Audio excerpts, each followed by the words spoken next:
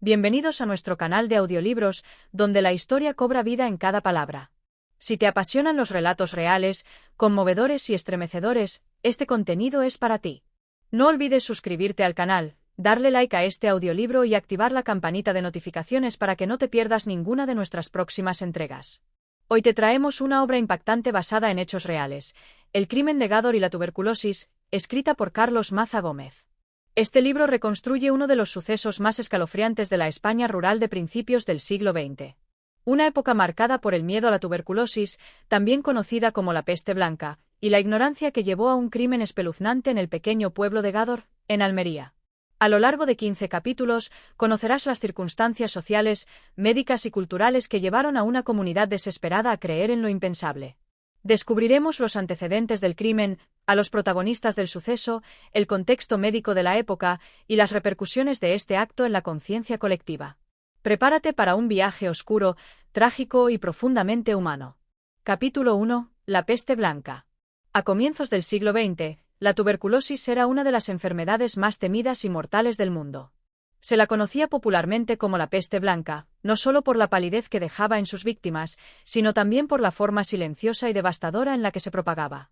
A diferencia de otras enfermedades infecciosas que azotaban a la población con síntomas violentos e inmediatos, la tuberculosis avanzaba lentamente, consumiendo el cuerpo desde adentro, borrando el color del rostro, desgastando las fuerzas y, en última instancia, conduciendo a una muerte segura. En aquellos años, la medicina todavía estaba limitada por el desconocimiento y la falta de tratamientos eficaces. Aunque se había identificado el bacilo de Koch en 1882, este descubrimiento no había logrado cambiar de forma significativa la manera en que se enfrentaba la enfermedad, sobre todo en las zonas rurales de Europa, donde la ciencia llegaba con décadas de retraso.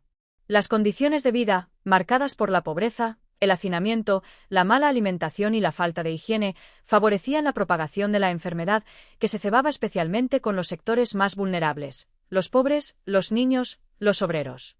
La tuberculosis no solo era una enfermedad física, era también un fenómeno social. Su presencia generaba miedo, exclusión y desesperanza. Las personas enfermas eran a menudo aisladas o rechazadas por sus comunidades. En muchos casos, la tuberculosis se consideraba una sentencia de muerte ineludible. Esto alimentó la aparición de todo tipo de teorías, prácticas y remedios populares que prometían la curación, por más absurdos que fuesen. En este contexto desesperado, surgieron curanderos, brujos y personajes que afirmaban tener el secreto para derrotar al mal invisible.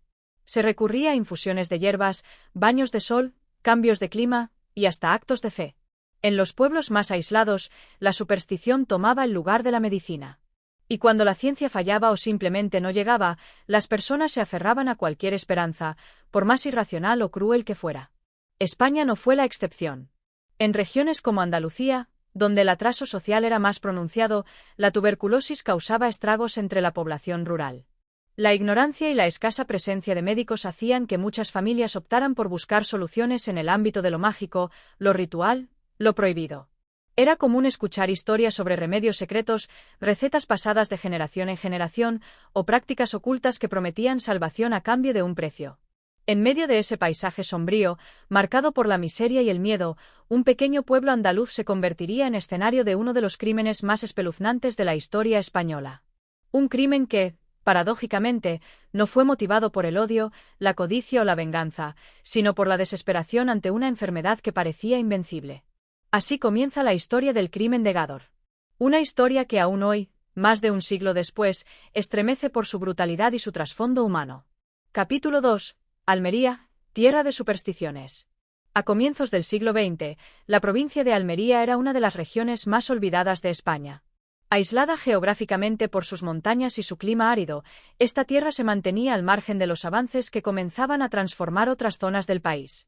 Su paisaje, dominado por desiertos, sierras pedregosas y pequeños pueblos encaramados en cerros, hablaba de una existencia difícil, en la que la vida se libraba con esfuerzo día a día. La tierra no daba mucho, y lo poco que ofrecía debía arrancarse con sudor y constancia. En ese contexto de abandono, la educación era escasa, y el conocimiento científico apenas alcanzaba las capas más altas de la sociedad.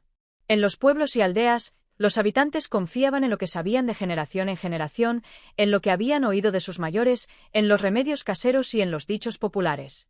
La palabra de un curandero o de una comadrona podía pesar más que la de un médico, y no por malicia, sino por falta de alternativas. Los doctores eran pocos, estaban mal equipados y, muchas veces, eran vistos con recelo por parte de la población campesina, que no entendía sus diagnósticos ni confiaba en sus tratamientos. La religión, por su parte, marcaba todos los aspectos de la vida cotidiana. En los pueblos almerienses de la época, todo se explicaba bajo el prisma de la fe. Las enfermedades, los accidentes, las cosechas, los nacimientos y las muertes eran interpretados como castigos o pruebas divinas. Cuando alguien enfermaba, lo primero era encomendarse a Dios, encender velas, pedir misas o hacer promesas a santos locales. Pero cuando esto no bastaba, cuando el mal persistía o se hacía más intenso, entonces surgía el espacio de lo oculto. Era entonces cuando los vecinos buscaban la ayuda de los llamados sabios del pueblo, brujos, hechiceras, sanadoras, rezadoras. Estas personas, que muchas veces se ganaban la vida con oficios humildes, barberos, comadronas, agricultores, adquirían un prestigio singular por su conocimiento de lo oculto, por su supuesta conexión con lo sobrenatural. Eran quienes ofrecían amuletos, brebajes y rituales para alejar el mal de ojo, curar males incurables o proteger el hogar. En una sociedad en la que el conocimiento científico era un lujo lejano, estas figuras llenaban un vacío existencial profundo, el de la esperanza. La superstición se convertía así en una forma de interpretar el mundo. Y Almería, con sus extensas zonas rurales, su atraso estructural y su arraigada religiosidad, era un terreno fértil para que estas creencias florecieran sin oposición. La gente hablaba con naturalidad de maldiciones, de pactos con el diablo, de enfermedades provocadas por envidias o venganzas invisibles. Lo inexplicable se volvía cotidiano. El pueblo de Gádor, enclavado en esta geografía y realidad, no era una excepción. Era un caserío más, humilde, polvoriento, de casas bajas y calles estrechas, donde todos se conocían y donde los rumores corrían más rápido que las noticias oficiales. Allí, las enfermedades eran enfrentadas con métodos heredados de los abuelos, y cualquier dolencia persistente era vista como un signo de mal agüero. La tuberculosis, que se extendía como un fantasma por toda España, no solo generaba temor por su letalidad, sino por lo que representaba, una amenaza invisible, imparable, que atacaba desde adentro y para la cual nadie tenía respuesta. En Gádor, como en muchos otros lugares de la provincia, se contaban historias de antiguos remedios. Uno de ellos, especialmente oscuro, hablaba de la sangre de un niño inocente como cura para los males del pecho. Era una creencia macabra que había sobrevivido como eco de tiempos antiguos, de épocas medievales en las que el sacrificio humano, en su forma más simbólica o literal, era visto como una manera de restaurar el equilibrio entre el cuerpo y el mundo. Aunque para la mayoría de los habitantes estos cuentos eran solo eso, historias, para otros representaban una posibilidad, una puerta a la salvación en momentos desesperados. El atraso no solo era económico o educativo. También era sanitario, emocional, simbólico. Se vivía al margen de una sociedad que comenzaba a modernizarse lentamente en las grandes ciudades, pero que aún mantenía enormes bolsas de marginación en sus regiones periféricas. En ese abismo entre el conocimiento científico y la tradición oral, entre la medicina oficial y la creencia popular, fue donde surgió el germen del crimen que marcaría para siempre el nombre de Gádor. Y es que, cuando una comunidad carece de herramientas racionales para enfrentar el dolor, puede recurrir a lo impensable. Cuando la vida se convierte en una lucha constante contra el hambre, la enfermedad y la muerte, el pensamiento mágico se instala como un consuelo, como una forma de darle sentido a lo absurdo. Y fue en ese entorno de miseria, ignorancia y superstición, donde un hombre enfermo de tuberculosis, rico, desesperado y dispuesto a todo, halló en un curandero local la esperanza que la medicina le había negado. Lo que siguió, sin embargo, fue algo que el pueblo jamás olvidaría. Capítulo 3. Francisco Ortega, el moribundo de Lújar. Francisco Ortega, conocido en la comarca como el Moruno, era un hombre de mediana edad, de rostro avejentado antes de tiempo, que había trabajado toda su vida como campesino en el pequeño municipio de Lújar, situado en la provincia de Granada. Aunque no era un hombre rico en el sentido amplio, tenía algunas propiedades, tierras de cultivo y cierto respeto dentro de su comunidad. Había trabajado duro, como tantos otros, pero también había sabido ahorrar y manejar con astucia sus bienes. A ojos de los vecinos, Ortega era un hombre hecho a sí mismo, reservado, algo seco en el trato, pero cumplidor. Sin embargo, la enfermedad cambió por completo el rumbo de su vida. Hacía ya meses que la tuberculosis lo había tomado. Todo comenzó con una tos persistente, aparentemente inofensiva, que fue intensificándose con los días. Luego llegaron los sudores nocturnos, la pérdida de peso, la fiebre que no cedía y, finalmente, las manchas de sangre en el pañuelo. El diagnóstico no tardó en llegar: tisis, como se le llamaba en aquella época. Los médicos fueron claros: no había cura, solo reposo y cuidados paliativos.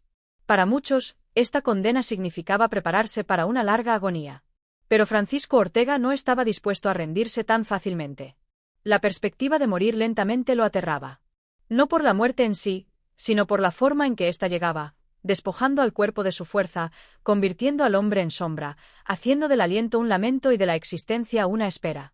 Su mente, debilitada por la fiebre y la desesperación, comenzó a explorar alternativas. Ya no confiaba en los médicos ni en sus palabras de resignación. Como tantos otros, empezó a buscar esperanza donde aún brillaba alguna luz: en las creencias populares, en los saberes antiguos, en los remedios que habían pasado de boca en boca entre generaciones. Fue así como el nombre de Agustina Rodríguez llegó a sus oídos. Agustina, una curandera conocida en la región, vivía en el pueblo de Gádor. Era una mujer mayor, de carácter fuerte y mirada penetrante, temida por algunos, respetada por muchos. Decían que tenía conocimientos secretos, que podía curar males que ni los médicos entendían. Francisco Ortega, llevado por la angustia, mandó a buscarla. No le importaba el costo, ni el que dirán. Necesitaba sanar, y si para eso debía recurrir a lo oculto, lo haría sin dudar. La mujer aceptó la invitación. Viajó hasta Lújar, observó al enfermo con atención, le tocó el pecho, le examinó los ojos, lo escuchó toser. No era la primera vez que veía a alguien en ese estado. Sabía que la medicina no podía hacer nada. Pero también sabía que la superstición era una fuerza poderosa, capaz de moldear voluntades y justificar lo impensable. Agustina no tenía la solución, pero conocía a alguien que decía tenerla. Fue entonces cuando pronunció el nombre de Francisco Leona, un barbero de Gádor que, además de cortar el pelo y afeitar barbas, era también curandero y supuesto conocedor de remedios antiguos. Leona tenía fama de practicar rituales poco comunes, de recurrir a métodos que la mayoría prefería no discutir en voz alta. Era una figura ambigua, un hombre envuelto en un aura de misterio. La propuesta no tardó en llegar. Según Leona, había una antigua práctica que podía curar la tuberculosis. Se trataba de una cura mágica, que exigía la utilización de sangre humana, y no de cualquier persona, sino la de un niño inocente. El enfermo debía beber la sangre tibia, aún palpitante, mientras se le aplicaba grasa del niño en el pecho, a modo de ungüento, para reforzar la sanación. Era un ritual abominable, inhumano, pero que, según los que aún creían en esas viejas prácticas, podía salvar una vida. Ortega, delirante por la fiebre, cegado por el miedo a morir, aceptó. No lo hizo por maldad, sino por desesperación. No lo hizo por codicia, sino por ese instinto básico que nos impulsa a luchar por la vida aun a costa de todo.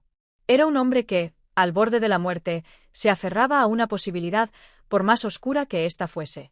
Lo que siguió fue una negociación macabra. Ortega prometió pagar lo necesario, cubrir los gastos, hacer todo cuanto hiciera falta. Agustina y Leona se encargarían del resto. La maquinaria del crimen ya estaba en marcha. Y en medio de aquel plan siniestro, en una Andalucía olvidada por el progreso, una vida inocente sería ofrecida como sacrificio en nombre de la superstición. Capítulo 4. El barbero Leona y el origen del horror. Francisco Leona, el barbero de Gádor, era un personaje singular en la vida de aquel pueblo andaluz. A medio camino entre el oficio tradicional y las prácticas esotéricas, había construido a lo largo de los años una reputación ambigua. Era, por un lado, un hombre de manos hábiles con la navaja, capaz de dejar al más áspero jornalero con el rostro terso y perfumado, y por otro, un curandero rural, vinculado a fórmulas secretas, infusiones, ungüentos caseros y supersticiones populares que se remontaban a épocas de ignorancia y miedo. Pero no todo era folclore en la figura de Leona. Había algo en su mirada, un brillo frío, un rastro de astucia, que inspiraba desconfianza. Conocía bien los resortes más bajos de la miseria humana y los manipulaba con una habilidad nata. La gente del pueblo solía decir que Leona no da puntada sin hilo, y nadie sabía exactamente hasta dónde llegaban sus tratos. Cuando Agustina Rodríguez lo puso en contacto con Francisco Ortega, Leona no dudó. Vio en aquella propuesta una oportunidad. Sabía que el moruno tenía dinero y que estaba dispuesto a todo. Lo que para otros era una locura, para Leona era negocio. Y además, según su visión del mundo, no era él quien debía cargar con la culpa del mal. Era el destino el que empujaba las piezas. Fue él quien presentó al tercer personaje clave de esta historia, José Hernández, apodado el tonto de Gador. Un joven con discapacidad intelectual, fácilmente manipulable, al que Leona usaba para encargos menores, y que ahora sería utilizado como instrumento para perpetrar algo monstruoso. El plan se trazó con precisión. Leona sería el cerebro, Agustina la intermediaria, Ortega el que pagaría y Hernández el que ayudaría a ejecutarlo. Pero aún faltaba la pieza más cruel, la víctima. En Gador vivía una familia muy humilde, de esas que luchaban día a día para dar de comer a sus hijos. Entre ellos, un niño de apenas 7 años llamado Bernardo González Parra. Era un niño alegre, juguetón, querido por sus vecinos, siempre dispuesto a ayudar. Su pobreza contrastaba con la nobleza de su carácter. Como muchos otros niños en aquella Andalucía rural, vagaba por las calles en busca de algo que hacer, que vender, que aprender. Su vida no tenía grandes lujos, pero tampoco parecía destinada al horror. El barbero Leona lo observó durante días. Lo siguió con disimulo, estudió sus rutinas, conocía su casa, sus horarios. Sabía que era fácil acercarse al con promesas simples: una moneda, un trozo de pan, un recado. Y así fue como, una tarde cualquiera, le propuso al pequeño Bernardo un paseo. Le habló con dulzura, como un tío afectuoso, y el niño, confiado, lo siguió. En un descampado apartado, entre matorrales secos y la cal de los cortijos, comenzaron los preparativos. Ortega guardaba en una casa abandonada, tumbado en una cama improvisada, sudando, tembloroso, esperando la cura prometida. Agustina supervisaba los pasos, Leona afilaba sus herramientas, Hernández balbuceaba órdenes que no entendía del todo. Todo estaba dispuesto. Lo que sucedió a continuación fue un acto de brutalidad imposible de narrar sin estremecerse. El niño fue asesinado con método, con frialdad. Su sangre fue recogida en una palangana, y de su cuerpo tomaron grasa que luego frotaron sobre el pecho del moribundo Ortega. Este, en estado de semi-inconsciencia, bebió la sangre creyendo que estaba renaciendo, que algo de fuerza regresaba a su cuerpo. Fue un acto atroz, un crimen sin sentido que pretendía ser medicina, una ceremonia oscura nacida del miedo y la superstición. Tras el acto, el cuerpo de Bernardo fue arrojado a una acequia, oculto entre cañas y piedras. La naturaleza fue testigo mudo de aquella abominación, y el pueblo, aún ajeno, continuó su rutina entre el calor del mediodía y las campanas de la iglesia. Pero los secretos, por más que se escondan, tarde o temprano salen a la luz. Y Gador, con su silencio ancestral, pronto se vería estremecido por la verdad. Capítulo 5. El descubrimiento del crimen. Durante los días siguientes al asesinato, el pueblo de Gador continuó envuelto en su ritmo habitual, con sus hombres saliendo al campo y sus mujeres ocupadas en los quehaceres del hogar. Nada parecía fuera de lugar, al menos en apariencia. Sin embargo, una ausencia comenzaba a hacerse notar, la de Bernardo González Parra. El pequeño, que solía corretear por las calles, ofrecer recados y saludar a todos con su voz viva, había desaparecido sin dejar rastro. Al principio, su madre pensó que estaría jugando en alguna zona apartada o ayudando a algún vecino. No era extraño que Bernardo se ausentara algunas horas. Pero cuando la tarde dio paso a la noche y no regresó a casa, el miedo empezó a apoderarse de la familia. Las horas pasaron, luego los días, y el silencio se hizo cada vez más espeso. El padre del niño, angustiado, comenzó a recorrer el pueblo en busca de su hijo. Preguntó a todos los vecinos, a los comerciantes, a los campesinos que habían estado en los alrededores. Nadie lo había visto. Nadie tenía una pista. La noticia de la desaparición pronto se propagó por Gador y el pueblo entero se movilizó. Se organizaron búsquedas, se peinaron las huertas, los caminos, los alrededores del río. La desesperación era palpable. El nombre de Bernardo se repetía en todas las bocas, mientras su rostro se dibujaba en la mente de cada habitante. La Guardia Civil fue alertada y tomó parte en la investigación. Aunque en aquella época los recursos eran escasos y los métodos rudimentarios, el sentido común de los agentes y la experiencia con los secretos de los pueblos les bastaron para comenzar a sospechar. Un niño no desaparece así como así. Alguien debía haberlo visto. Alguien debía saber algo. Fue entonces cuando un testimonio cambió el rumbo de la investigación. Una mujer, vecina del lugar, recordó haber visto al pequeño Bernardo en compañía de Francisco Leona el día de su desaparición. Aquello resultó extraño. No era común que un barbero adulto anduviera con un niño por caminos apartados. El detalle encendió una alarma. La Guardia Civil decidió interrogar a Leona. El barbero negó todo al principio. Su rostro no mostró emoción alguna, y su voz era firme. Dijo no saber nada, no haber visto al niño. Pero los agentes notaron contradicciones en su relato. Insistieron. Lo presionaron. Y finalmente, tras varias horas de interrogatorio, la fachada de Leona comenzó a resquebrajarse. Primero cambió su versión. Luego intentó desviar la culpa. Finalmente, entre titubeos y silencios, dejó entrever que algo grave había ocurrido. La confesión no tardó en llegar. Lo que salió de su boca dejó helados a los presentes. Habló de un pacto, de un remedio antiguo para curar la tisis. Mencionó a Agustina, a José Hernández y, por supuesto, al enfermo Francisco Ortega. Describió, con una frialdad escalofriante, cómo habían asesinado al niño para extraerle la sangre y la grasa. Dijo que todo había sido con la intención de salvar una vida. Que él no había querido matar, que solo era un instrumento. Los agentes quedaron horrorizados. Aquel relato superaba cualquier crimen que hubieran conocido en su carrera. No se trataba solo de un asesinato. Era un crimen ritual, una barbarie revestida de superstición. El cuerpo de Bernardo fue encontrado poco después, en el lugar señalado por Leona. El cadáver, ya en descomposición, confirmaba la brutalidad del acto. Gádor estalló en indignación. La noticia se propagó como pólvora. El pueblo, pequeño y acostumbrado a sus propias penas, no podía comprender lo que había ocurrido en su seno. Nadie imaginaba que vecinos suyos, personas conocidas, hubieran sido capaces de semejante atrocidad. La Guardia Civil procedió a las detenciones. Francisco Leona fue encarcelado de inmediato. José Hernández, aunque con deficiencia mental, fue también arrestado y aislado. Agustina Rodríguez, al ser señalada como cómplice, fue detenida entre gritos de repudio. Y Francisco Ortega, el enfermo, fue llevado bajo custodia mientras agonizaba. El crimen de Gádor ya no era un rumor, ni un misterio. Era una realidad sangrienta que mostraba los extremos a los que puede llevar la ignorancia, el miedo a la muerte y la creencia ciega en lo sobrenatural. Y así, lo que comenzó como la desesperación de un hombre por salvar su vida, terminó por desatar una de las páginas más oscuras de la crónica negra española. Capítulo 6. El proceso judicial y la conmoción en Almería. La noticia del crimen corrió como un reguero de pólvora, no solo en Gádor, sino en toda la provincia de Almería. Los periódicos comenzaron a hacerse eco del caso con titulares que mezclaban horror y asombro. El crimen ritual que estremeció a Gádor, matan a un niño para curar la tuberculosis, el barbero asesino y la superstición mortal. Las palabras eran escasas para describir la magnitud del espanto. En cuestión de días, el caso trascendió las fronteras locales y llegó a los principales medios nacionales. España entera quedó conmocionada. ¿Cómo era posible que, en pleno siglo XX, aún se creyeran en remedios como beber sangre humana o untarse grasa de un niño para curar enfermedades? ¿Qué clase de oscurantismo podía justificar tal atrocidad?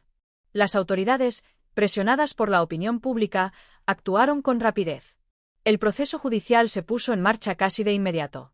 El juzgado de instrucción de Almería abrió diligencias contra los acusados: Francisco Leona, el barbero y presunto autor intelectual; Agustina Rodríguez, considerada mediadora y cómplice; José Hernández, señalado como ejecutor material; y Francisco Ortega, el enfermo de tuberculosis, acusado de instigar el crimen con la esperanza de salvar su vida.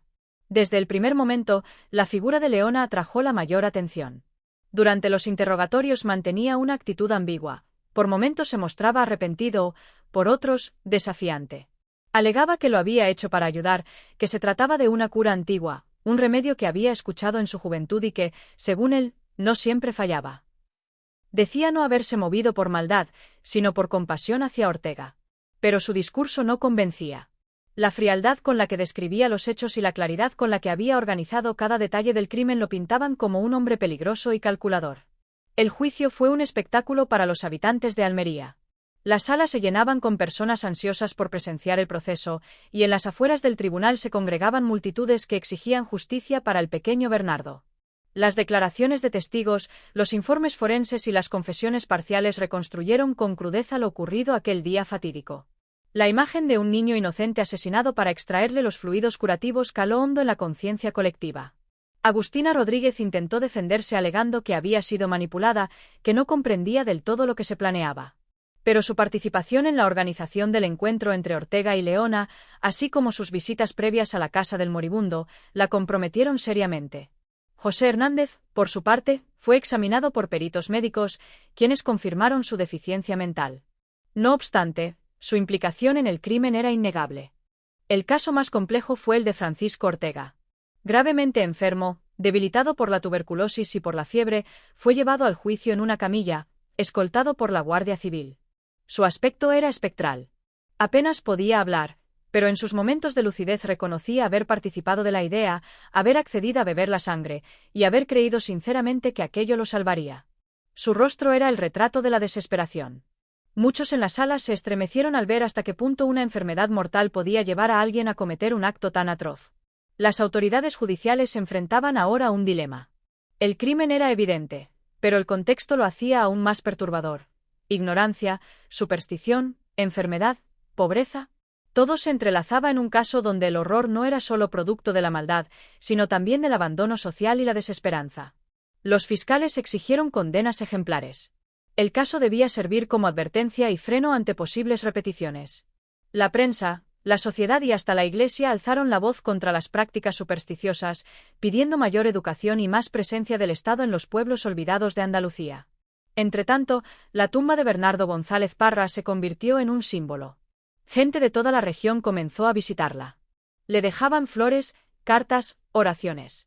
El niño, víctima inocente de la ignorancia ajena, fue elevado por muchos a una especie de mártir. Y mientras los acusados aguardaban sentencia, el país entero se preguntaba cómo algo así había sido posible. La modernidad ya había llegado a las ciudades, pero en los rincones más remotos del sur, aún persistían sombras que la razón no había logrado disipar del todo. Capítulo 7. Sentencias y consecuencias del horror. El juicio por el crimen de Gádor alcanzó su momento culminante en el año 1910. La sala del tribunal estaba colmada de periodistas, vecinos y curiosos, todos expectantes por conocer la resolución de uno de los episodios más atroces de la crónica criminal española. La audiencia se desarrolló con la solemnidad que exigía un caso de tal gravedad. No solo se juzgaba a los acusados, se juzgaba también a una forma de pensar, a una época, a una sociedad sumida en la ignorancia y el miedo. Los jueces, después de semanas de deliberaciones y de revisar todos los testimonios y pruebas, pronunciaron la sentencia. El tribunal fue contundente. Francisco Leona, considerado el principal instigador y ejecutor intelectual del crimen, fue condenado a la pena máxima, muerte por garrote vil. La misma suerte corrió Francisco Ortega, el enfermo de tuberculosis que, aunque moribundo, había alentado y financiado el crimen con la esperanza de salvar su vida. Su participación activa en el asesinato fue considerada indispensable. José Hernández, debido a su deficiencia mental, no fue condenado a muerte, pero sí a cadena perpetua, recluido en una institución penal adecuada para su condición. El tribunal reconoció su discapacidad, pero no por ello lo eximió de responsabilidad. Su presencia en el momento del crimen, su participación física, aunque posiblemente inducida, fueron determinantes para la aplicación de la justicia. En cuanto a Agustina Rodríguez, su papel como cómplice fue juzgado con severidad, aunque recibió una condena de 17 años de prisión. El tribunal consideró que, aunque no participó directamente en el acto sangriento, fue parte de la trama que condujo al asesinato. Su responsabilidad recaía en haber unido a los actores del crimen y haber callado ante lo que sabía que estaba por suceder. Las ejecuciones de Leona y Ortega no tardaron en cumplirse. Fueron llevadas a cabo en la prisión de Almería, bajo estrictas medidas de seguridad. A pesar del horror de sus actos, un silencio sombrío cubrió sus últimos momentos. No hubo grandes muestras de odio ni de escarnio público, sino una sensación general de tristeza y desconcierto. La sociedad había castigado el crimen, pero el eco de la tragedia persistía. La repercusión del caso fue profunda. Los periódicos continuaron escribiendo sobre el crimen durante meses. El asesinato de Bernardo no solo reveló una atrocidad individual, sino que abrió una herida colectiva. Intelectuales, médicos, sociólogos y religiosos escribieron extensamente sobre el asunto. Se discutieron las condiciones sociales que habían permitido que se creyera en curas con sangre de niño. Se alzaron voces exigiendo más educación en las zonas rurales, mayor acceso a la sanidad y una cruzada contra las supersticiones que aún gobernaban en muchas partes del país. La medicina también tomó nota. Varios doctores publicaron artículos desmontando los mitos en torno a la tuberculosis y las curas naturales o mágicas que se utilizaban en los pueblos. El caso de Gádor se convirtió en ejemplo paradigmático de cómo la ignorancia podía ser tan peligrosa como la propia enfermedad. Incluso la Iglesia, que muchas veces había tolerado prácticas supersticiosas en silencio, se vio obligada a intervenir. Algunos sacerdotes condenaron desde el púlpito los hechos, llamando a los fieles a confiar en la ciencia médica y a alejarse de creencias paganas. La presión social, política y religiosa fue intensa. El caso dejó una marca imborrable. Gádor, por su parte, no volvió a ser el mismo. El pueblo quedó señalado en los mapas por un crimen que lo avergonzaba. Sus habitantes intentaron por años olvidar lo sucedido, borrar el estigma, reconstruir la vida cotidiana. Pero la memoria del pequeño Bernardo seguía viva en cada rincón, en cada relato contado en voz baja, en cada visitante que llegaba preguntando por el niño del crimen. La familia de Bernardo, devastada, recibió apoyo de algunos sectores de la sociedad. Pero ningún consuelo era suficiente. La pérdida había sido irreversible, brutal. Su hijo, arrebatado por la superstición y la desesperación ajena, se convirtió en el símbolo de una época que necesitaba despertar. Y así, la justicia se había pronunciado. Las condenas se habían aplicado. Pero la verdadera tarea apenas comenzaba: desterrar la oscuridad que permitía que actos así fueran siquiera concebibles. Capítulo 8. Ecos del crimen y su huella en la conciencia nacional. Aunque las sentencias fueron dictadas y ejecutadas, el crimen de Gádor no desapareció con el paso del tiempo. Por el contrario, se convirtió en un referente oscuro de hasta donde podía llegar la superstición cuando se mezclaba con la desesperación, la enfermedad y la ignorancia. España entera, aún conmovida, se adentró en un proceso de reflexión colectiva, intentando comprender las causas profundas de un acto tan atroz. La prensa continuó alimentando la conversación pública. No era raro que, cada cierto tiempo, surgieran nuevos artículos recordando el caso, especialmente en fechas vinculadas a las ejecuciones o al aniversario del asesinato.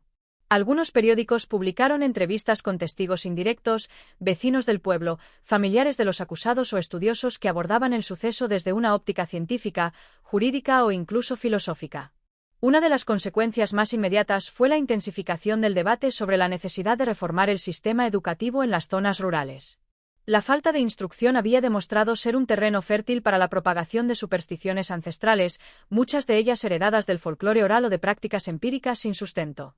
Se propuso una mayor inversión en escuelas, maestros y campañas públicas de alfabetización. La idea era clara: si se quería evitar otro Gádor, había que sembrar conocimiento. A su vez, la sanidad rural quedó expuesta. El caso reveló el enorme desfase entre los avances médicos disponibles en las ciudades y la precariedad de los servicios en los pueblos más aislados. En Gádor, como en tantos otros lugares, la tuberculosis seguía siendo una sentencia de muerte. La medicina moderna apenas llegaba, y el acceso a tratamientos o diagnósticos era limitado o inexistente. Aquello que parecía absurdo desde el punto de vista científico, como beber sangre humana, era, en algunos contextos, la única opción que los enfermos desesperados llegaban a considerar.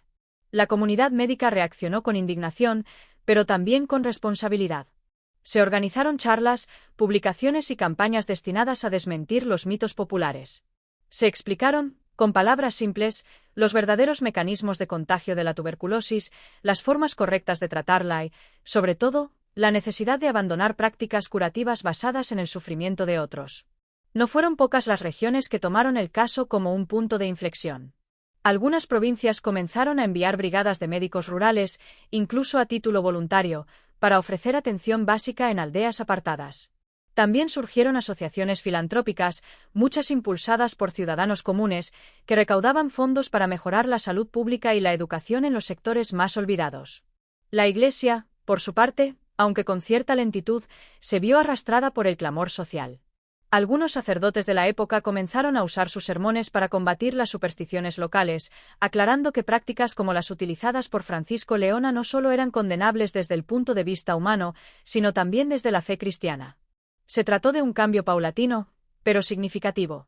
Por primera vez, desde los altares se hablaba abiertamente contra las curas mágicas, recordando que la compasión, el consuelo espiritual y la atención médica eran las únicas herramientas válidas para enfrentar la enfermedad. Mientras tanto, la figura de Bernardo González Parra empezó a adquirir una dimensión simbólica que iba más allá de lo trágico. El niño pasó a representar la inocencia sacrificada, víctima de un sistema que había fallado en protegerlo. Algunos llegaron a considerarlo un mártir moderno, una suerte de emblema de las consecuencias más funestas del atraso cultural. Su tumba fue visitada con frecuencia, y durante años no faltaron flores, velas o mensajes dejados por personas que, aún sin conocerlo, sentían que algo muy profundo se había quebrado con su muerte. Incluso en el ámbito literario, el caso fue fuente de inspiración. Poetas, narradores y ensayistas abordaron el crimen desde distintos ángulos, como crítica social, como tragedia, como símbolo de un mundo que debía cambiar. Surgieron cuentos, novelas cortas, ensayos, y más adelante, incluso adaptaciones teatrales. Cada obra no solo recreaba el horror de los hechos, sino que invitaba al lector o espectador a cuestionarse cómo una sociedad podía permitir que un niño fuera asesinado en nombre de la esperanza. En paralelo, Gádor intentaba seguir adelante. El pueblo, marcado para siempre por la infamia, luchaba por borrar el estigma. Algunos vecinos querían olvidar. Otros insistían en recordar, como forma de no repetir. La división era evidente.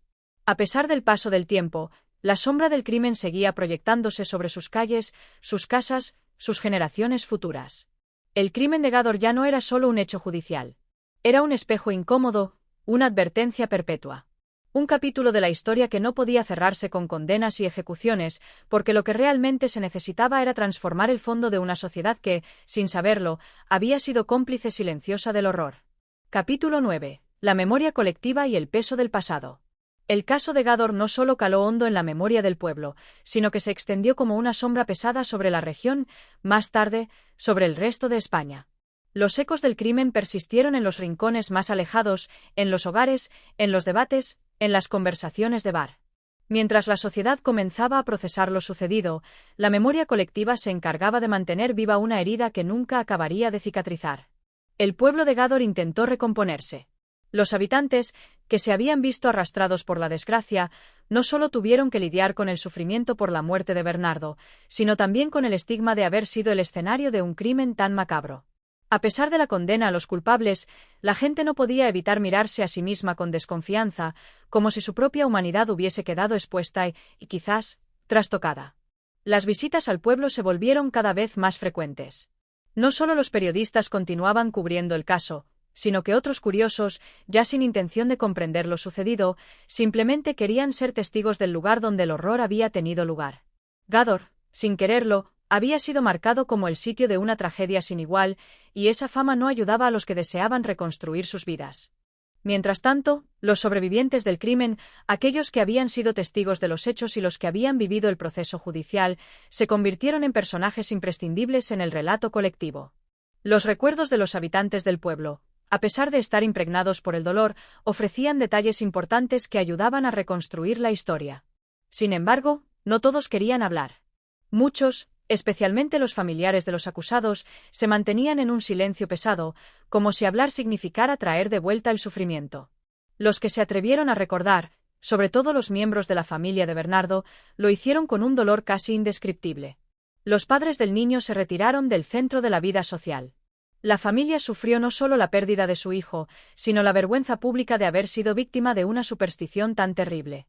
Se refugiarían en el olvido, en la quietud de la tristeza, sin hacer grandes esfuerzos por hablar del niño que había muerto de manera tan injusta. A nivel político, el crimen de Gádor fue un tema recurrente durante años. Los partidos políticos de la época se sirvieron de la tragedia para ilustrar los problemas de la España rural, la falta de acceso a la educación, la pobreza extendida, la carencia de servicios médicos y la profunda ignorancia que aún dominaba en amplias regiones del país.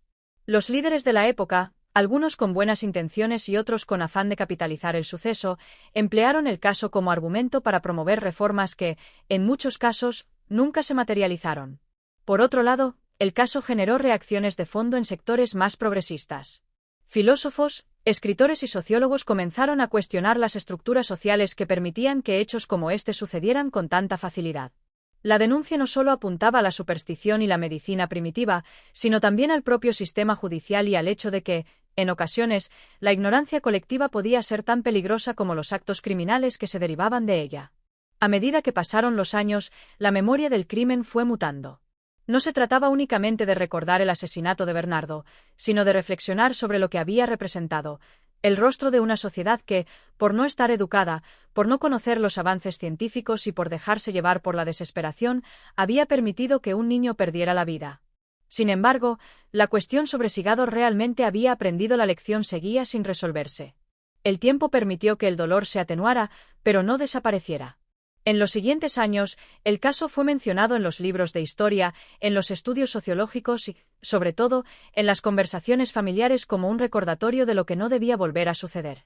Cada vez más personas se dieron cuenta de que, aunque los responsables directos del crimen ya habían sido castigados, el verdadero desafío era transformar las mentalidades, erradicar las creencias falsas y fomentar una educación que impidiera que historias tan trágicas se repitieran.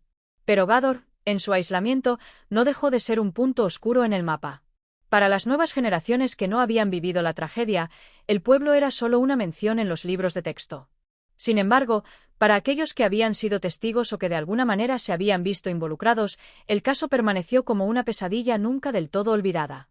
Finalmente, el crimen de Gádor dejó una huella indeleble en la psique colectiva de la sociedad española. Fue un llamado de atención sobre los peligros del desconocimiento y de la superstición, y, a la vez, una reflexión constante sobre el precio que se paga cuando el sufrimiento humano se convierte en la base de creencias infundadas. Aunque el tiempo había logrado amortiguar la tensión inmediata, el eco de lo sucedido continuó resonando en los corazones de los que, de una manera u otra, vivieron la tragedia. Capítulo 10. La rehabilitación del pueblo y el giro hacia el progreso. A lo largo de los años siguientes al crimen de Gádor, el pueblo experimentó una transformación que, aunque lenta, fue crucial para su recuperación. Los ecos del trágico suceso seguían resonando, pero gradualmente la comunidad comenzó a mirar hacia el futuro, esforzándose por superar la pesadilla que la había marcado. El proceso de rehabilitación fue tanto físico como emocional. La primera medida tomada por las autoridades fue mejorar la infraestructura local. El aislamiento de Gádor había sido uno de los factores que contribuyó a que las supersticiones y las prácticas primitivas se mantuvieran vivas, ya que el contacto con el resto de la región y el acceso a la educación y los servicios médicos eran limitados. Se construyeron nuevas vías de comunicación, se estableció una red de transporte más eficiente y, lo más importante, comenzaron a llegar médicos y maestros dispuestos a quedarse en el pueblo a largo plazo. Este esfuerzo por modernizar Gádor no fue solo una cuestión de conveniencia, sino una necesidad. Los habitantes del pueblo, aunque reacios al principio, comenzaron a ver los beneficios de la educación. Las nuevas generaciones tuvieron acceso a libros y materiales que antes eran impensables. Los niños que antes habrían aprendido las supersticiones de sus padres ahora fueron educados en las ciencias básicas, en matemáticas, historia y en la importancia de la higiene y la medicina moderna. Sin embargo, la resistencia no desapareció de inmediato. En muchas casas, los padres insistían en contar las viejas historias de la familia, transmitiendo enseñanzas orales que contradecían todo lo que los nuevos maestros trataban de enseñar. La tradición, aunque dañina, estaba profundamente enraizada en el corazón de Gádor. Los niños, sin embargo, poco a poco comenzaron a cuestionar lo que escuchaban en casa. Se volvieron curiosos y deseosos de saber más allá de lo que sus padres les decían.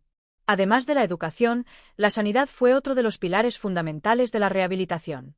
La tuberculosis seguía siendo una de las principales preocupaciones, y aunque no se pudo erradicar de inmediato, los avances en el tratamiento y la prevención comenzaron a hacerse evidentes. Los médicos que llegaron a Gádor no solo trajeron consigo medicamentos, sino también conocimientos sobre cómo mejorar las condiciones de vida en el pueblo. Se establecieron campañas de vacunación y se crearon centros de salud que se convirtieron en un refugio para los enfermos. Uno de los puntos más significativos en este proceso fue la creación de un centro médico moderno para la época. Fue un proyecto largo y costoso, pero valió la pena. Gracias a la colaboración entre el gobierno y algunas organizaciones filantrópicas, Gádor consiguió un hospital bien equipado donde los pacientes podían recibir atención y tratamiento. Para muchos, este hospital fue la prueba de que el pueblo se estaba levantando, que no todo estaba perdido. El cambio también se vio reflejado en la vida cotidiana. Las tradiciones que habían causado tanto dolor fueron dejando paso a nuevos hábitos. Las ferias y festivales, que antes se celebraban en honor a santos o deidades populares, se transformaron en eventos donde se promovía la cultura local, el arte y las tradiciones más saludables. Los viejos rituales fueron reemplazados por nuevas formas de convivencia, más orientadas hacia el bienestar colectivo. A nivel social, la figura de los curanderos y hechiceros fue perdiendo poder. Aunque no desaparecieron por completo, su influencia disminuyó considerablemente. La gente comenzó a entender que la salud no se podía basar en remedios ancestrales sin fundamento científico, sino en el conocimiento adquirido por generaciones de médicos y científicos. La lucha contra la tuberculosis, aunque no estaba ganada, había dado sus primeros frutos. Sin embargo, a pesar de todo este progreso, los fantasmas del pasado nunca desaparecieron por completo. La memoria del crimen de Gádor seguía presente, a veces como un susurro, otras veces como un grito lejano. Los más ancianos del pueblo, aquellos que habían vivido el horror de los días posteriores a la tragedia, seguían hablando del tema con pesar. Muchos de ellos nunca perdonaron del todo lo que había ocurrido, aunque reconocían que el pueblo había cambiado. El crimen se convirtió en un recordatorio constante de la fragilidad humana, de cómo la ignorancia y la desesperación podían arrastrar a una comunidad entera hacia el abismo. Sin embargo, el sufrimiento también dio paso a la resiliencia. Gador se reinventó como un símbolo de superación, demostrando que incluso los eventos más oscuros pueden conducir a un futuro más brillante si la voluntad de cambio está presente. Por otro lado, la figura de los responsables del crimen de Gador se fue desvaneciendo con el tiempo. Aunque sus nombres seguían siendo conocidos, las generaciones más jóvenes comenzaban a olvidar el odio y la condena. La justicia se había hecho, y ahora solo quedaba recordar para no repetir. Los descendientes de aquellos involucrados en la tragedia encontraron una forma de continuar, aunque con el peso de un pasado que siempre los acompañaría. El crimen de Gador, aunque nunca sería olvidado por completo, dejó de ser el centro de la vida del pueblo. Con el paso de las décadas, Gador pasó a ser visto como un lugar de aprendizaje, de crecimiento y de lucha.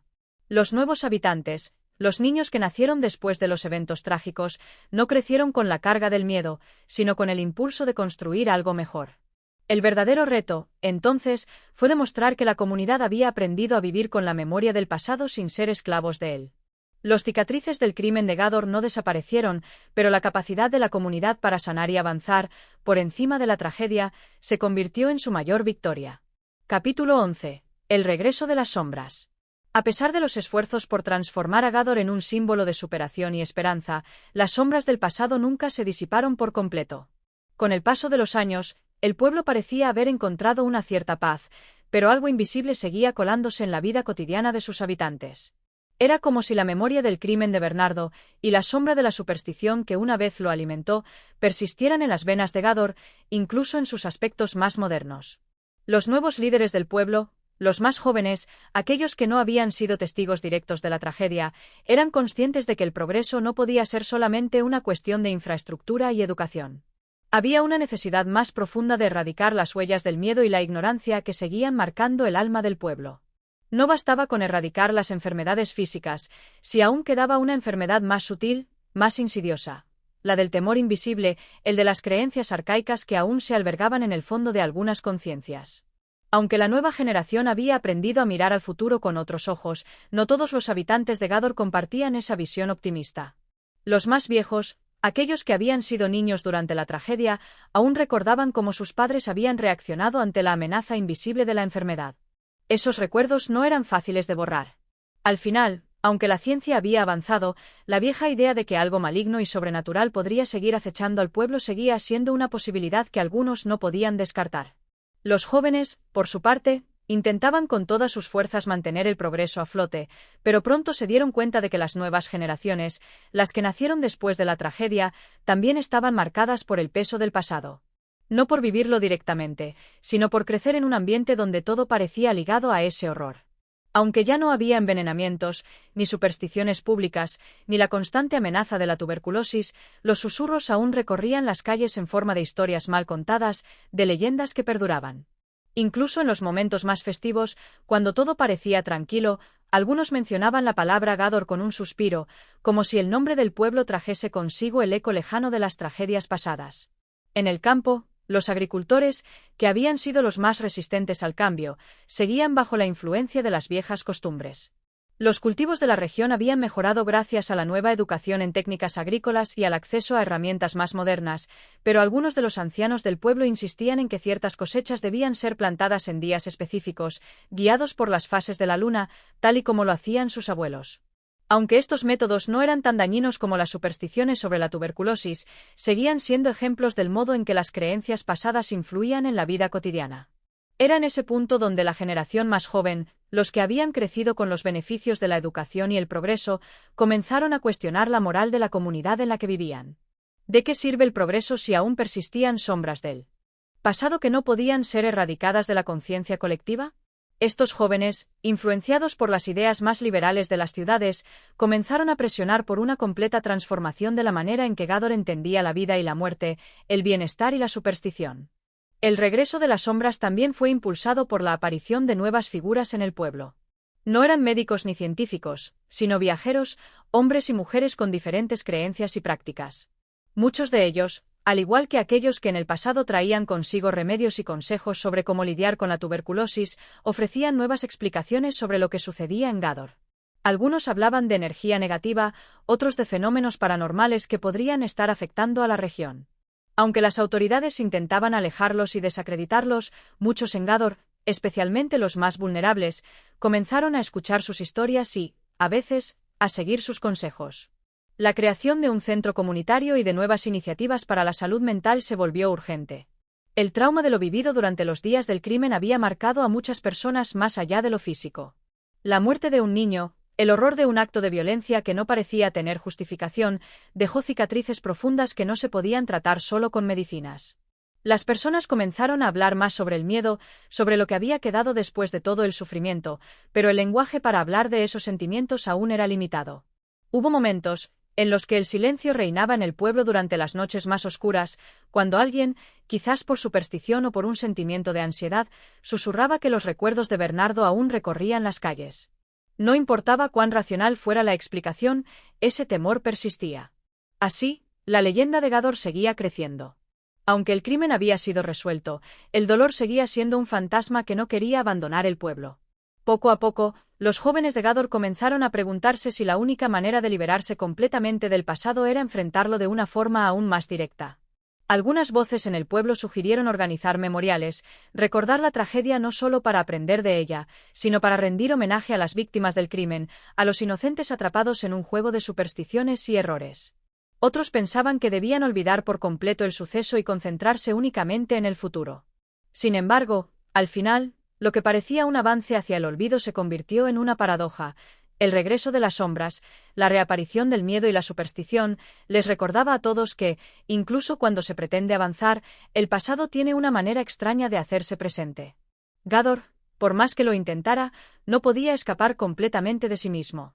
Capítulo 12. La revelación de lo oculto. Con el paso de los meses, Gador parecía haberse estabilizado. Las medidas de progreso continuaban en marcha, pero algo seguía latente en el fondo de los corazones de los habitantes. Aunque la ciencia había avanzado, la superstición nunca abandonó por completo a aquellos que crecieron bajo la sombra del crimen de Gador. Las historias, aunque de alguna manera distorsionadas, continuaban circulando como un susurro lejano que recordaba lo que había sucedido, y con el tiempo, los rumores se transformaron en algo mucho más peligroso, la sensación de que algo aún no estaba completamente resuelto. Un día, cuando menos se esperaba, surgió una nueva revelación que removería lo que quedaba de tranquilidad en Gador. Fue durante una de las muchas excavaciones que se realizaban en la parte antigua del pueblo para ampliar los caminos y las infraestructuras. Los trabajadores, al levantar una vieja estructura de piedra en el centro del pueblo, descubrieron algo inesperado: un pequeño pozo, oculto bajo la tierra, lleno de restos humanos. Al principio, se pensó que podía tratarse de una antigua fosa común, tal vez una herencia de épocas pasadas, cuando las epidemias azotaban con fuerza. Sin embargo, al realizar un análisis más detallado, se descubrió que los restos eran mucho más recientes de lo que se había imaginado. Los forenses confirmaron que los huesos pertenecían a personas que habían muerto no mucho antes de la tragedia de Gador, algunas incluso años después. El hallazgo fue un shock para todos. Nadie había mencionado jamás la existencia de este pozo ni la posibilidad de que allí pudieran haberse enterrado a víctimas de algún otro evento. Los rumores comenzaron a circular rápidamente, alimentados por el miedo y la especulación. Algunos comenzaron a sugerir que los restos pertenecían a los desaparecidos, aquellos que se habían esfumado sin dejar rastro en los días del crimen, mientras otros afirmaban que el pozo era una evidencia más de que algo mucho más oscuro había ocurrido en Gador, algo que nadie había querido aceptar. Los más viejos del pueblo, aquellos que habían sido testigos de los primeros años después de la tragedia, comenzaron a recordar historias que habían permanecido en el olvido. Recuerdos de personas desaparecidas, de aquellos que habían sido acusados injustamente durante la crisis. Unos mencionaban que el pueblo había sido víctima de un complot que nadie había querido desvelar. Otros hablaban de una venganza oculta, una lucha por el poder que había quedado enterrada junto a esos cuerpos. La revelación del pozo despertó nuevas preguntas y generó un torbellino de emociones que dividió a Gador. Algunos, como los jóvenes más escépticos, veían el hallazgo como una simple casualidad, un vestigio de un tiempo oscuro que no debía interferir con los logros alcanzados. Para ellos, el pasado ya no podía marcar el presente, y lo más importante era seguir adelante, aprender de los errores y construir un futuro mejor. Sin embargo, para muchos, el pozo era una llamada de atención, un recordatorio de que el pueblo no había superado todas las heridas. El hecho de que estos restos humanos se encontraran en un lugar tan céntrico y tan cercano al corazón de Gador no era una coincidencia. Algunos de los ancianos comenzaron a susurrar que había sido una señal de los dioses, que algo aún quedaba pendiente de resolverse, una cuenta que debía ser saldada. Fue en ese momento cuando los líderes del pueblo decidieron tomar una decisión difícil. Había llegado el momento de investigar más a fondo, de desvelar lo que verdaderamente había ocurrido. Sabían que, al hacerlo, podrían abrir una caja de Pandora de secretos y resentimientos, pero también comprendían que el pueblo nunca podría liberarse del todo mientras esas preguntas quedaran sin respuesta. El pasado, aunque doloroso, no podía seguir siendo ignorado. La investigación comenzó de inmediato, y pronto se descubrió que el pozo no solo contenía los restos de las víctimas de la tragedia de Gador, sino también fragmentos de historias que hasta ese momento habían quedado relegadas al silencio. Los huesos que yacían en el fondo del pozo pertenecían a personas de diferentes edades y orígenes, muchos de ellos desconocidos para la mayoría de la comunidad. Los detalles sobre cómo y por qué estos individuos habían sido enterrados de manera tan clandestina comenzaron a salir a la luz, alimentando teorías y conjeturas. Los primeros informes revelaron que la mayoría de los cuerpos habían sido colocados en el pozo poco después de la tragedia, lo que parecía indicar que se había hecho un esfuerzo por ocultar pruebas. Sin embargo, había algo extraño en los restos. No todos parecían haber muerto de manera violenta. Algunos indicios sugerían que las personas enterradas allí habían muerto por causas naturales, por enfermedades o por accidentes. ¿Por qué habrían sido arrojados al pozo en lugar de recibir un entierro adecuado? Esa pregunta comenzó a rondar en las mentes de todos. A medida que avanzaba la investigación, la sensación de que algo más grande y complejo se había escondido durante tantos años comenzó a crecer. Había indicios de que, en los días posteriores al crimen, el pueblo había estado envuelto en una suerte de pánico colectivo. La fiebre de la persecución y el miedo a lo desconocido habían provocado una serie de muertes que no habían sido explicadas. Había rumores de que las autoridades locales, en su desesperación por contener la crisis, habían tomado decisiones drásticas. Algunos decían que hubo ejecuciones sumarias, que ciertos culpables fueron sacrificados para calmar el clamor de la multitud, pero esos relatos nunca habían sido confirmados. La revelación del pozo significaba que la verdad no solo estaba enterrada en el pasado, sino que seguía viva, esperando ser descubierta.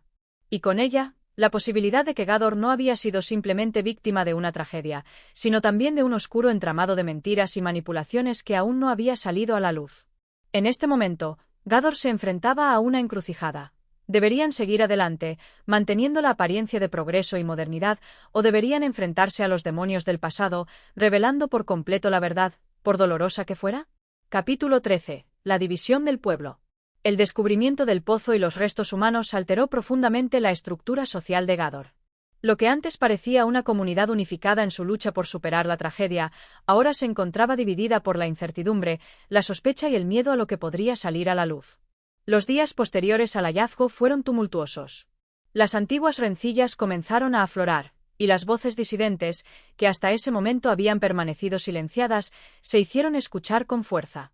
Por un lado, estaban los jóvenes que veían el descubrimiento como una oportunidad para reconstruir el pueblo de manera honesta, enfrentando de una vez por todas los oscuros misterios del pasado. Para ellos, la verdad debía ser desenterrada, sin importar las consecuencias. Consideraban que sólo así se podría romper el ciclo de miedo y superstición que había marcado a Gador durante tanto tiempo. Eran los más progresistas, los que creían que sólo a través de la revelación total se alcanzaría la sanación definitiva. Por otro lado, los más conservadores, aquellos que habían vivido durante la tragedia y que aún sentían el peso de los recuerdos, se mostraban reticentes a abrir una herida que ya parecía cerrada. Para ellos, el pasado debía permanecer en el olvido, donde pertenecía. El progreso del pueblo, según su visión, debía basarse en avanzar sin mirar atrás, con la esperanza de que los recuerdos dolorosos de la tragedia no volvieran a interrumpir la paz lograda en los últimos años. Sentían que desenterrar el pasado solo traería más sufrimiento y desconfianza. Además, muchos de ellos tenían familiares que, de una u otra manera, habían estado involucrados en los eventos trágicos, y temían que las investigaciones terminaran por desenmascarar secretos que podían destruir a familias enteras. Las discusiones sobre cómo proceder se intensificaron en las reuniones comunitarias. Algunos abogaban por una investigación exhaustiva que arrojara luz sobre todos los detalles, sin importar a quién pudiera involucrar. Otros, sin embargo, querían una solución más tranquila. Un simple memorial en el que se rindiera homenaje a las víctimas, sin entrar en los detalles oscuros que aún acechaban la conciencia del pueblo. En medio de este conflicto, el alcalde de Gador, un hombre pragmático que había estado al mando durante muchos años, se vio atrapado entre ambos bandos. Por un lado, sabía que debía mantener la unidad del pueblo, pero por otro, comprendía que el creciente interés por descubrir la verdad no podría ser ignorado. Durante varias semanas, intentó calmar los ánimos con discursos de conciliación, pero pronto quedó claro que sus esfuerzos no eran suficientes. El pueblo se encontraba en una encrucijada y no podía seguir avanzando sin antes resolver las tensiones que surgieron tras el descubrimiento del pozo. Mientras tanto, el grupo de jóvenes más comprometidos con la causa de la verdad organizó una serie de reuniones secretas. Sin el conocimiento de las autoridades, comenzaron a investigar por su cuenta, recopilando testimonios de los más ancianos del pueblo, aquellos que todavía recordaban los días más oscuros. Los jóvenes descubrieron que muchos de los relatos sobre los desaparecidos y las muertes misteriosas no coincidían entre sí. Había historias contradictorias que apuntaban a la existencia de una red secreta de personas que, por alguna razón, habían decidido tomar la justicia por sus propias manos durante los días de la tragedia. Entre los testimonios más inquietantes que los jóvenes recolectaron, había uno que sobresalía. Una anciana, que había sido una niña durante los días del crimen, recordó haber visto a un grupo de personas, en su mayoría hombres del pueblo, reunidos en la casa del antiguo médico. Aquella casa, ahora en ruinas, había sido el centro de las discusiones secretas en aquellos días de pánico. Según la anciana, durante esas reuniones, se discutió sobre cómo manejar la crisis de la tuberculosis y las acusaciones que se cernían sobre ciertos habitantes. Aunque ella no había entendido en su momento la gravedad de lo que estaba sucediendo, con el tiempo se dio cuenta de que lo que se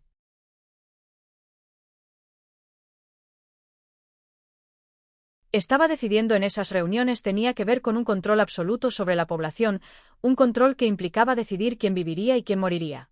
Algunos de los jóvenes comenzaron a sospechar que estas reuniones secretas habían sido la génesis de una serie de eventos que llevaron a las muertes en el pozo.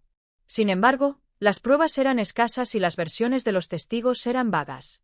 A pesar de la incertidumbre, el grupo se comprometió a seguir investigando, con la esperanza de desvelar finalmente la verdad, aunque el costo fuera alto. La tensión en Gador continuaba creciendo, y los enfrentamientos entre los partidarios de la verdad y los que querían dejar el pasado atrás se volvieron cada vez más intensos. En uno de los encuentros más dramáticos, un grupo de los más conservadores irrumpió en una de las reuniones de los jóvenes. El enfrentamiento fue violento, y los ánimos estuvieron al borde del estallido. Fue entonces cuando el alcalde, temeroso de que la situación se desbordara, intervino personalmente, exigiendo que todos se calmaran y llegaran a un acuerdo antes de que el pueblo se dividiera irremediablemente. Con el tiempo, las tensiones no solo se limitaron a los debates sobre el pozo y la verdad del crimen de Gador. Los temores sobre el futuro de la comunidad comenzaron a ganar terreno. ¿Era posible sanar las heridas del pasado sin destruir lo que quedaba de la unidad del pueblo? ¿Sería posible reconciliar las dos partes, las que deseaban saber toda la verdad y las que temían las consecuencias de revivir ese doloroso capítulo de la historia? La división en Gador parecía insostenible, y en cada rincón del pueblo, las preguntas seguían flotando en el aire, esperando ser respondidas. Pero la verdad, como siempre, parecía más esquiva que nunca. Capítulo 14. La verdad al descubierto. La tensión en Gador había alcanzado su punto máximo. Los días que seguían al violento enfrentamiento entre los dos bandos no trajeron ninguna solución. La comunidad estaba rota en dos, aquellos que querían conocer la verdad sin importar el costo y aquellos que deseaban olvidar el pasado para mantener la paz. En medio de todo esto, el alcalde, sintiendo el peso de su responsabilidad, buscaba una manera de mediar entre las dos partes. Pero las heridas eran profundas, y cada intento de conciliación parecía más una pequeña tregua que una verdadera resolución. La situación llegó a un punto crítico cuando un nuevo hallazgo fue hecho en las excavaciones del antiguo cementerio. Un grupo de arqueólogos y forenses, que trabajaban bajo el permiso de las autoridades locales, descubrió lo que parecía ser un conjunto de documentos enterrados bajo los escombros de una antigua casa. Los papeles, que habían permanecido ocultos durante décadas, estaban marcados con símbolos que nadie en Gador había visto antes. Aunque el paso del tiempo había dañado parte de su contenido, los documentos lograron sobrevivir lo suficiente como para ofrecer fragmentos cruciales sobre lo que realmente ocurrió durante los días de la tragedia. El descubrimiento de estos papeles se convirtió en el detonante para que, finalmente, las piezas del rompecabezas comenzaran a encajar. Entre los fragmentos que se pudieron leer, había detalles escalofriantes sobre las decisiones tomadas por un grupo selecto de personas durante los días previos y posteriores a la epidemia de tuberculosis.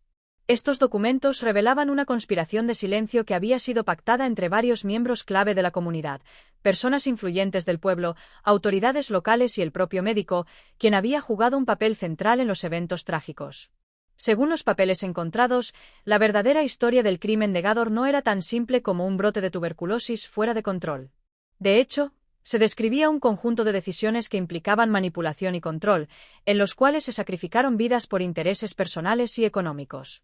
Los documentos detallaban cómo algunas de las víctimas habían sido señaladas como culpables de difundir la enfermedad sin pruebas claras y cómo un grupo de personas había organizado una serie de ejecuciones discretas para salvar al pueblo del desastre. El pozo donde se habían encontrado los restos, según estos documentos, era una fosa común improvisada para deshacerse de los cadáveres de aquellos a quienes se había condenado en secreto. Los jóvenes que habían estado investigando el pasado de Gador se apresuraron a organizar una reunión urgente para discutir el impacto de este hallazgo. Sabían que este descubrimiento cambiaría para siempre la percepción de los habitantes sobre su propia historia. La verdad, aunque dolorosa, era ahora irrefutable. Los ancianos que antes se habían resistido a mirar atrás, ahora comenzaban a comprender que el pasado no podía permanecer oculto por más tiempo. La revelación de la conspiración secreta desató una nueva ola de emociones en Gador. Los que habían estado en contra de desenterrar el pasado comenzaron a replantearse su postura. Aunque muchos todavía temían que las repercusiones de sacar a la luz los detalles completos de la tragedia pudieran ser devastadoras para el pueblo, la sensación general era que la verdad debía ser conocida por todos, no solo por unos pocos. La transparencia, aunque dolorosa, era necesaria para que Gador pudiera sanar verdaderamente. A medida que los habitantes comenzaron a procesar la magnitud del descubrimiento, los jóvenes decidieron que era hora de llevar la verdad ante la comunidad. Organizaron una reunión pública, abierta a todos los habitantes de Gador. Fue un evento cargado de tensión, ya que cada persona presente sabía que lo que se iba a revelar podría cambiar el curso de la historia del pueblo para siempre. El alcalde, quien había estado indeciso durante tanto tiempo, finalmente se pronunció a favor de la transparencia. Convocó a todos los ciudadanos al salón principal de la plaza, y allí, en una ceremonia que estuvo marcada por la emoción contenida, los jóvenes presentaron los documentos encontrados en las excavaciones. Leyeron en voz alta las partes más relevantes, exponiendo la verdad detrás del crimen de Gador. Las muertes de aquellos que fueron considerados culpables sin pruebas, las manipulaciones por parte de la élite del pueblo y la decisión de enterrar a las víctimas en el pozo para eliminar toda evidencia. La reacción del pueblo fue mixta. Había quienes estaban horrorizados por lo que se había descubierto, sintiendo que nunca habían conocido la verdadera historia de su propia tierra. Otros, más viejos, sentían que todo eso solo servía para desenterrar rencores y dividir aún más a la comunidad.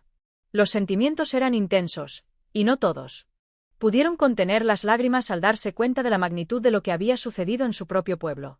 Sin embargo, a pesar de la angustia generalizada, la revelación también trajo consigo una sensación de liberación.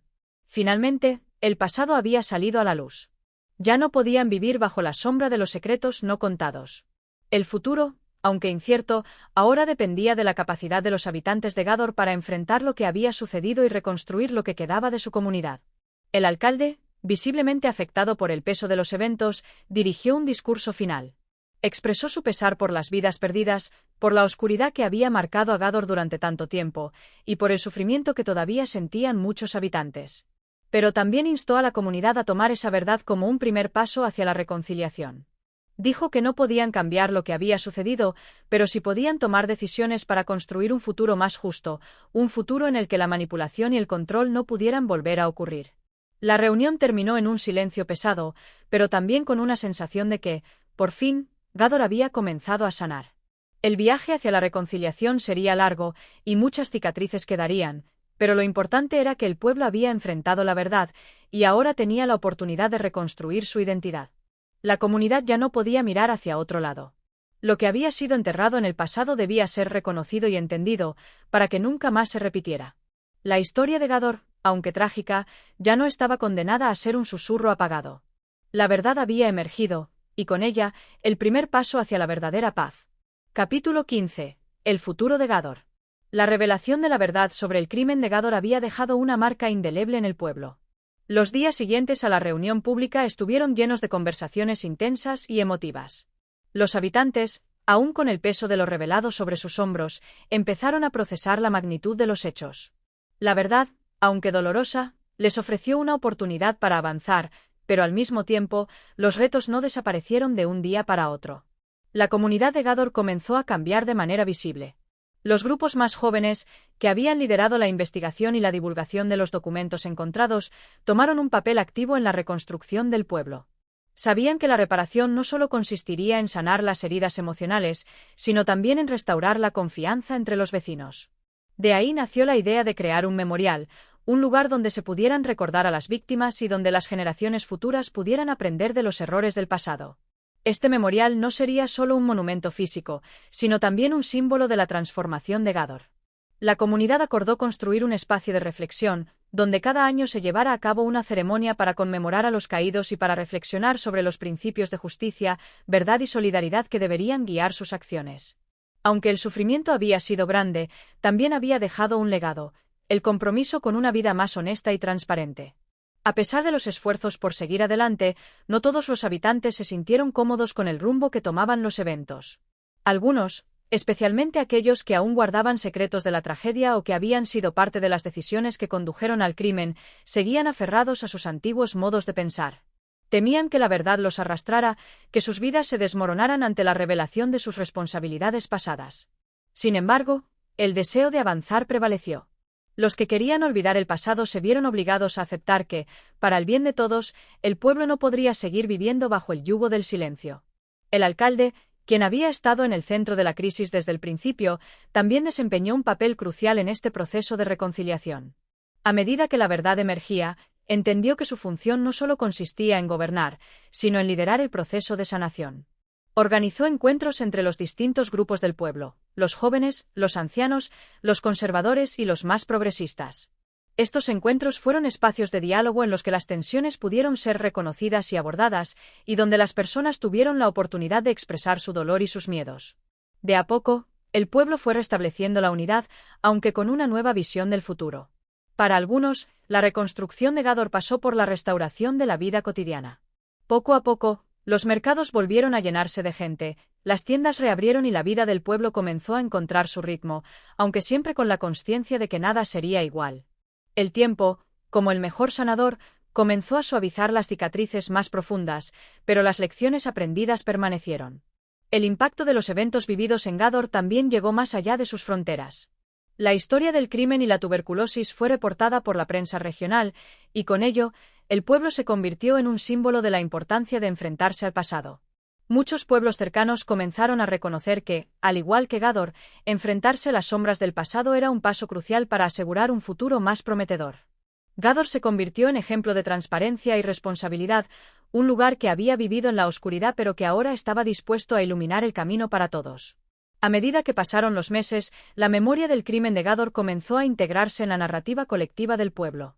Los que vivieron aquellos días de sufrimiento, ahora envejecidos, compartían sus historias con una nueva perspectiva, más madura, más reflexiva. Los jóvenes, que nunca habían conocido el horror de la tragedia, crecían con el entendimiento de que el futuro solo podía construirse sobre la verdad, por dolorosa que fuera. La tuberculosis, esa enfermedad que había sido el detonante de tantas desgracias, ya no era vista como la causa principal del sufrimiento de Gador. Había sido la respuesta de la comunidad, el miedo y las decisiones equivocadas lo que realmente había dejado cicatrices en el alma del pueblo. Así, en la memoria colectiva, la enfermedad pasó a un segundo plano, y lo que prevaleció fue la lección sobre el poder de la solidaridad y la importancia de la justicia. Un día, años después de los eventos que habían marcado la historia de Gador, la comunidad se reunió en el memorial recién construido para conmemorar el aniversario de la tragedia. En esa ceremonia, los viejos relatos se mezclaron con las nuevas historias de la reconstrucción. Las generaciones se unieron en un acto de respeto por los caídos. Pero también en una celebración del futuro que, por fin, parecía estar al alcance de todos. El alcalde, en su último discurso como líder del pueblo, resumió lo que todos sentían en ese momento. Habló de la fuerza del pueblo para mirar hacia el futuro sin olvidar su pasado. Dijo que Gador había demostrado que, incluso en los momentos más oscuros, la verdad siempre encontraría su camino. Y, a pesar de las cicatrices, la comunidad seguiría adelante, más unida, más fuerte y más comprometida con la justicia y la transparencia. Gador, como muchas otras comunidades en el mundo, había enfrentado su propio crimen, y había encontrado la manera de sanar. La verdad, aunque dolorosa, había sido el catalizador de un cambio profundo. En su interior, El pueblo había aprendido que, para construir un futuro mejor, era necesario no solo reconocer el pasado, sino también tener la valentía de mirar lo que había quedado enterrado. Solo así, y con el esfuerzo colectivo, Gador podría avanzar hacia un nuevo capítulo en su historia, uno lleno de esperanza y posibilidades. Y así culmina la historia del crimen de Gador y la tuberculosis de Carlos Maza Gómez. El pueblo se enfrenta a su pasado, lo reconoce y, con ello, tiene la oportunidad de renacer. Y así concluye la historia del crimen de Gador y la tuberculosis. Si te ha gustado este relato, no olvides suscribirte al canal, darle like y activar la campanita para no perderte futuros capítulos llenos de historias fascinantes. Tu apoyo hace posible que sigamos compartiendo más contenido. Gracias por escuchar y hasta la próxima.